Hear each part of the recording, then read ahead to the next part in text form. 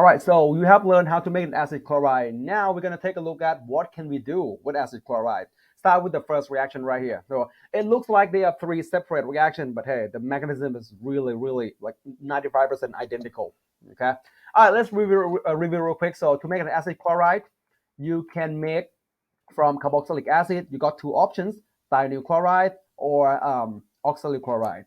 Oh, also you can also make acid bromide. You use PBr3 from carboxylic acid. Now you get acid bromide, and they do the same way. Acid bromide is actually more reactive than chloride because you guys know bromine is better living group than chlorine. Okay, so you can do that as well. Anyway, so take acid chloride.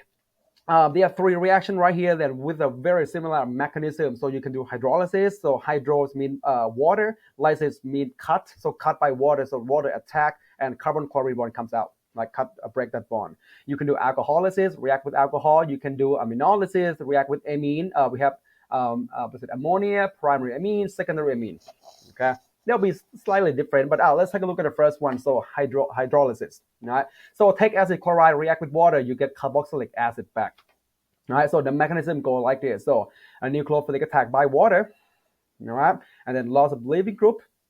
Now water is a weak nucleophile, and that's why every time when you use a weak nucleophile, alcohol, water, amine, you will end up with positively charged species which require proton transfer at the end, deprotonation. Okay, all right. So practically, hydrolysis of acid chloride is a side reaction, which would mean the reaction that we don't want it to happen. Right? When you use acid chloride, well, it can react with acid chloride is really reactive, can even react with the moisture in the air, right? So we have to protect acid chloride. Practically, when you want to use acid chloride, you need to make sure that your solution, the solvent or any reagents are not wet or they're dry, right? No water whatsoever, because small amount of water destroy acid chloride right away, right? I'm not sure you know that a drop of water has a concentration of 55 molar. Like let's say a glass of water, those are like 55 molar. Water is small. A small amount of it contains a large amount of water, and one molecule of water destroys one molecule of acid chloride. And how many molecules of water in the air? Oh my God, right? So you have to protect the acid chloride if you want to use it.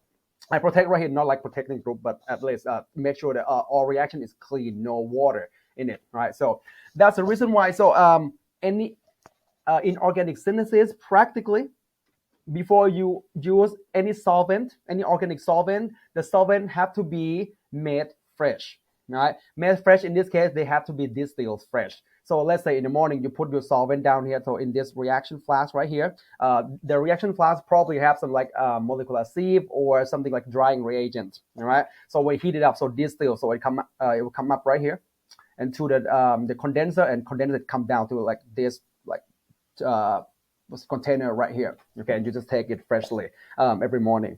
If you, let's say you can talk to your TA, you can ask them, hey, if you do organic synthesis, do you distill your solvent? And most of the time they're going to say yes.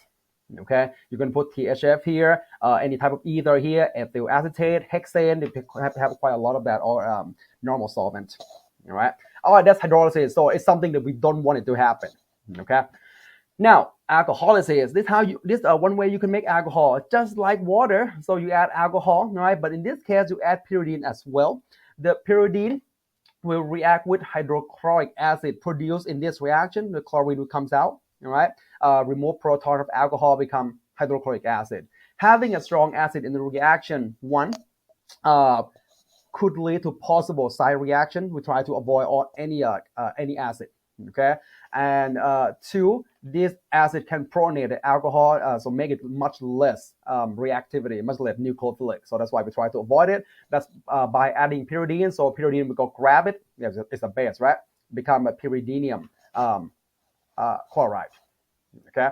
Anyway, so the reaction goes like this, just like the one hydrolysis, nucleophilic attack, right? Negative charge on oxygen, and then loss of leaving group.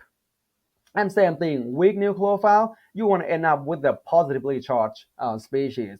And our next one, pyridine comes in, remove proton, and that's, you get an ester. Okay. Without this step, chloride in the reaction, we go grab this proton to get hydrochloric acid. We try to avoid that. All right. Make sure you know. So this one, it looked like we react alcohol with acid chloride. You can look at in the other way. When you start with an alcohol, you can do acylation, what we call acylate alcohol using acid chloride. It's just a different way, different perspective. Look at this reaction, same reaction, nothing different. All right. So you can acylate this alcohol. If you have primary alcohol versus secondary, primary will react first, and the reason is there's less steric hindered. Okay, so steric hindrance reason. All right, one more. So aminolysis. So just like alcohol, just like water. So this time we use amine. Okay, and in this case we add two equivalents and no pyridine. Okay, two equivalent and no pyridine. The one equivalent, the first one will attack the carbonyl carbon. The other one will act like pyridine.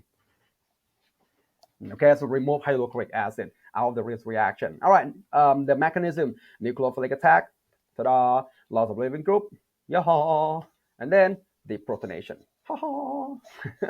Okay, and you get amide, right? And you get ammonium ion, so which is ammonium chloride in this case. Okay, all right, that's it. So let's say a concept test. So if you want to make phenexatin, no idea how to say that. I have no idea. It's a medicine. Anyway, it's an analgesic medicine. Has structure right here. Unlike the reaction for its preparation from 4-ethoxyaniline. So what's 4-ethoxyaniline look like? Do you guys know?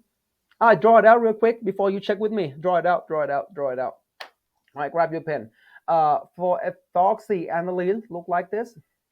Okay, this is aniline, benzene with an amine. That's aniline. All right, and then ethoxy group at position 4. Okay, so all we need is just to do acylation on 4-ethoxyaniline. So we add a acyl chloride, nucleophilic attack. You get that right away. That's it. All right. Let's move to the next one. Will be reduction of acid chloride.